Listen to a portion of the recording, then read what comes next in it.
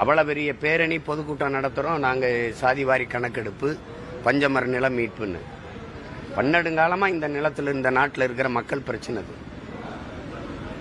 அந்த போராட்டத்தை நீங்கள் ஒருத்தர் கூட அதை மக்கள்கிட்ட கொண்டு போய் சேர்க்கல. மின்கட்டண உயர்வுக்கு சட்டம் ஒழுங்குக்கு நான் சீர்கேடுக்கு நான் போராட்டம் பண்ணேன். ஏன் இந்த போராட்டம் நடத்துறீங்க சீமான்னு கேட்கல. ஆனால் அவசியமற்று என்னை இழிவுபடுத்துகிற கேவலப்படுத்துகிற செய்தியெல்லாம் விரட்டி விரட்டி எடுத்து கொண்டு போய் சேர்க்குறீங்க மக்கள்கிட்ட. இது சரியான அணுகுமுறை இல்லை. ஏன்னா இப்போ ஊடகத்தை நிராகரிச்சுட்டு கடந்து போகிறத தவிர வழி இல்லாமல் போயிடும். சரி போங்க, இது பண்ணிட்டு போங்க அப்படின்னு. சரி, நான் உங்களை மதிக்கிறேன். ஆனால் நீங்கள் என்னை மதிங்க, நிராகரிங்க, அதை பற்றி எனக்கு கவலை இல்லை. மதிக்காமல் போங்க. இப்போ என்ன உங்களுக்கு கேள்வி கேளுங்க, நான் பதில் சொல்கிறேன். தமிழ்நாட்டில் தொடர்ந்து கொலை சம்பவம் அதிகரித்து எதிர்கட்சி தலைவர் தான் அதை கேட்கணும் சொல்லணும்னு நீங்கள் கேட்கறது தவறு. நாட்டில் இருக்கிற ஒவ்வொரு குடிமகனுக்கும் தெரியுது. அதை பேசும்போது போன ஆட்சியை விட அந்த ஆட்சிகள் ஆட்சியில் கொலைகள் குறைவுன்னு பேசுறது எப்படி இருக்கு சொல்லுங்க. உங்களால நம்பிக்கையோட வீட்டுக்கு போயிட முடியுமா? உயிரோட வீட்டுக்கு போகணும்னு உறுதி தர முடியுமா? உங்களால் நீங்க நம்புறீங்களா? மனைவி முன்னாடி சாலையில நிறுத்தி தடுத்து ஒரு பொது சாலையில வெட்டி சாய்க்க முடியுது. ஒரு காவலரை உயிரோட தீ வச்சு கொளுத்த முடியுது. ஒரு வீட்டுக்குள்ள இருக்கிறவங்கள அந்த பல்லடத்துல வீட்டுக்குள்ள வெட்டி கொண்டுட்டு போக முடியுது. இதுவரை கொலையாளியை கண்டுபிடிக்க முடியல. இப்ப மதிப்பிற்குரிய ஐயா நேரு அவருடைய தம்பி ராமஜெயத்தை கொன்னது யாரு சொல்லுங்க? ஆம்ஸ்ட்ராங், தம்பி ஆம்ஸ்ட்ராங் ஒரு தலைவர். அவருடைய கொலையில சம்பந்தப்பட்டவங்க யாரு? கொலை செய்ய காரணம் என்ன? எல்லாமே மறைக்கப்படுது இல்ல. கொடநாடு கொலை, கொடநாட்டுல கொடை நடந்ததா இல்லையா? கேட்கறதுக்கு பதில் நடந்தது. யார் செஞ்சா? இல்ல. தூத்துக்குடியில துப்பாக்கி சூடு நடந்தது. யார் சுட சொல்லி உத்தரவிட்டது யாரு? எல்லா இடங்கள்லயும் கொலை சாதாரணமா நடக்குது. நடு சாலையில வச்சு வெட்டி கொல்ல முடியுது. அதுவும் இந்த சில கண்காணிப்பு கருவிகள், இந்த அலைபேசியில் இருக்கிற கருவி, இந்த பதிவு கருவி இருக்கிறனால வெளியில வருது. இல்லைன்னா யாரு கொன்னா யாரு போனா எதுவுமே தெரிய மாட்டேங்குது. அச்சமின்றி இவ்வளவு பாலியல் கொடுமைகள் பள்ளிக்கூட குழந்தைகளுக்கு நடக்குது, கல்லூரி பெண்களுக்கு நடக்குது, இவ்வளவு படுகொலைகள் நடக்குது அப்படின்னா சட்டம் இருக்கு, ஒழுங்கு இருக்கா? அது நடைமுறையில் இருக்கா? எதிர்கட்சி தலைவர் கேட்கிறாங்கன்னு அவங்க தான் கேட்கணும்னு இருக்கா இல்லையா? நாட்டு மக்களுக்கு வெளிப்படையா தெரியுது, எல்லாருக்குமே தெரியுது. ஊடகங்கள் போடலைனாலும் இன்னைக்கு தான் அலைபேசியில எல்லா உள்ளங்கையில ஊடகத்தை வைத்துக்கொண்டு ஒவ்வொரு மக்களும் இருக்கிறாங்க. எல்லாருக்குமே தெரிஞ்சிருக்கு. இது பெரிய அச்சத்தை பரப்பி இருக்குது மக்களிடத்துல. நம்ம வெளியில திருப்பி பத்திரமா உயிரோட வீட்டுக்கு செல்வோமாங்கிற அச்சம் இருக்குது. அப்போ ஒரு சிறிதும் பாதுகாப்பற்ற ஒரு மாநிலமாக, ஒரு கொலை களமாக இந்த தமிழ்நாடு மாறிடுச்சு அப்படிங்கறத நினைக்க முடியுது.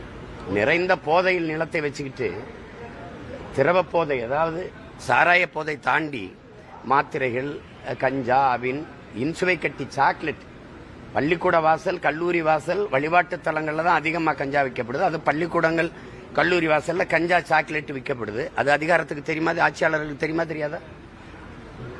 தெரியாது. ஒரு கொலைக்கு முன்னாடி திட்டமிடுவாங்கல்ல பேசி, அதையெல்லாம் ஒட்டு கேட்க மாட்டீங்க. சாதாரண நாங்க பேசுறது ஒவ்வொருத்தரையும் எல்லாத்தையும் ஒட்டு கேட்கிறீங்க.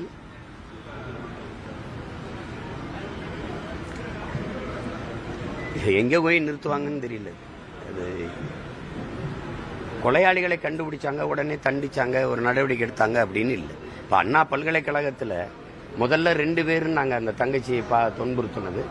அப்புறம் ஒருத்தர் நாங்க யாரோ ஒருத்தருக்கு அனுசரிக்கணும், நீ எனக்கு மரியன்னு சொல்லி யார் அந்த சார்னு கூட பிரச்சனை ஓடிச்சு. இப்ப யார் அந்தது இல்லை, ஒரே ஒரு ஆள் தான். அப்படி ஒரு சாரே இல்லைன்றீங்க. அவர் மேல என்ன நடவடிக்கை? என்ன நடவடிக்கை? சாலையில வரும்போது திமுக கொடியை கட்டிக்கிட்டு வழியில முன்னாடி போன பெண்களை கேலி பண்ணதுக்கு, மறிச்சு இது பண்ணதுக்கு, அந்த திமுக கொடி இருந்ததுக்கு உடனே அந்த ஒருத்தரை எடுத்து வாக்குமூலம் அந்த காவல்துறை வண்டியிலே வச்சு பதிவு பண்ணி வெளியிடுறீங்க. அப்படி இந்த ஞானசேகரனை நீங்க என்னென்ன பண்ண, எதுக்கு பண்ண, எவ்வளவு நாள் அது நடக்குது, யார் இதை பண்ணீங்க, ஏன் அந்த பொண்ணை போய் இப்படி துன்புறுத்தீங்கன்னு அவர் கைது பண்ணிட்டீங்களா? அவன் வாக்குமூலங்க குற்றப்பதிவை என்ன இந்த மாதிரி ஒரு பாலியல் கொடுமை பண்ணிட்டான்னு சொல்லி பதிவு பண்ண பொண்ணோட வாக்குமூலத்தை வெளியிட்ட காவல்துறை இவனுடைய வாக்குமூலத்தை ஏன் வெளியில மக்களுக்கு சொல்லல? ஆம்ஸ்டாங் கொலையில அத்தனை பேரை கைதிகளை பிடிச்சு கூட்டிட்டு போறீங்க, வண்டியில ஏத்திட்டு வரீங்க, இறக்கிட்டு வரீங்க. 3 பேரை சுட்டு கொன்னுட்டீங்க. ஏன் சுட்டீங்க? அந்த கொலையில நேரடி குற்றவாளிகளா? குற்றவாளிகள்னா அவர்கிட்ட விசாரிச்சிருக்கணும்ல, மக்கள்கிட்ட சொல்லணும்ல ஏன் சுட்டம்னு. நினைச்சா சுட்டு போட்டு போயிருவீங்க 3 பேரை, கேட்க ஆள் இல்ல. அந்த கைதிகள்கிட்ட ஏன் ஆம்ஸ்டாங்னு ஒரு தலைவனை நீங்க, ஆம்ஸ்டாங் என்ன எந்த பெரிய பதவியிலும் இல்ல, ஆனா ஆயிரக்கணக்கான மாணவர்களை, படிக்க முடியாத மாணவர்களை படிக்க வச்சு அத்தனை பேரையும் வழக்கறிஞர், ஒரு அரசு செய்ய வேண்டிய வேலையை செய்த ஒரு தனி மனிதன்.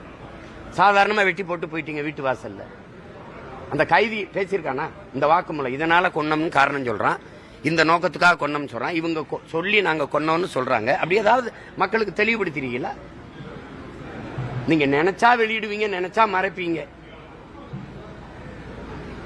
1000 கோடி இந்த சாராய் டாஸ்மாக் கடையில் ஊழல். அதுக்கு உங்க கருத்து என்ன?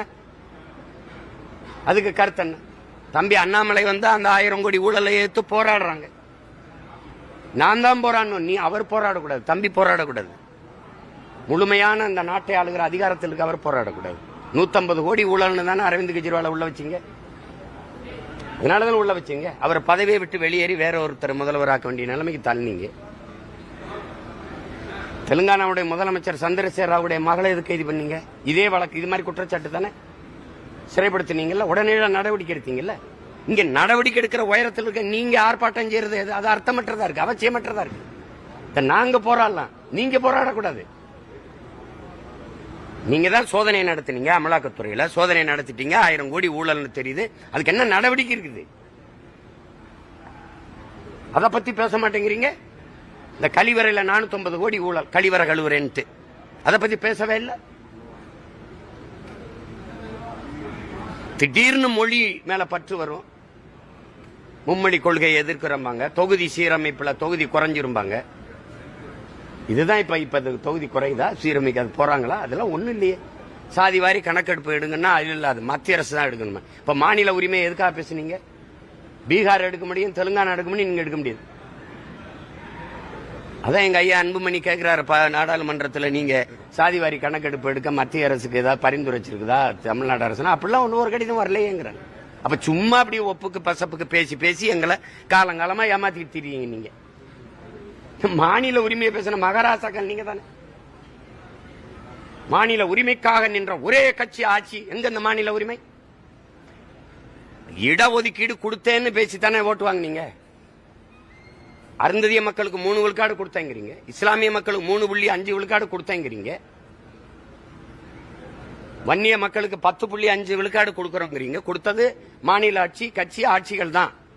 அப்ப கொடுக்கிறதுக்கு இருக்கிற அதிகாரம் சாதிவாரி கணக்கு எடுக்கிறதுக்கு இல்லையா? இருக்கா இல்லையா? அப்போ சாதிவாரி இடஒதுக்கீட கொடுக்க அதிகாரம் இருக்கு. அது எண்ணிக்கை, அது இவ்வளவு, இந்த குடிகள் இவ்வளவு எண்ணிக்கையில் இருக்காங்கன்னு கணக்கு எடுக்கிற அதிகாரம் இல்லையா? அந்த அதிகாரத்தை இவ்வளவு காலம் பெறாம என்ன பண்ணீங்க? இத்தனை காலம் இந்திய ஒன்றிய ஆட்சி அவையில இருந்தீங்களே, உங்க தயவுலே பல ஆட்சிகள் நடந்ததே. அப்ப இந்த உரிமையை பெற முடியல. பீகார்லாம் அப்படி மத்திய அரசு சாட்டி விட்டுட்டு தான் உட்கார்ந்து இருந்துச்சா? இல்ல தெலுங்கானா நீங்க கூட்டணி வச்சிருக்க காங்கிரஸ் கட்சி எடுக்குது, உடனே எடுக்குது.